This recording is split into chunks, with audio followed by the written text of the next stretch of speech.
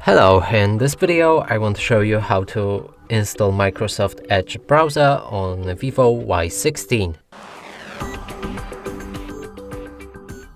And to do this we'll need to open our Google Play Store. Let's find Microsoft Edge here.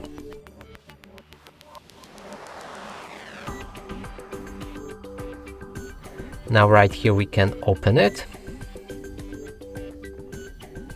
Start customizing the browser by signing in to turn on synchronization. I'm gonna skip it. You can, in the next step, you can accept or not. For a data sharing preference, set Microsoft Edge as a default browser. And finally, start browsing.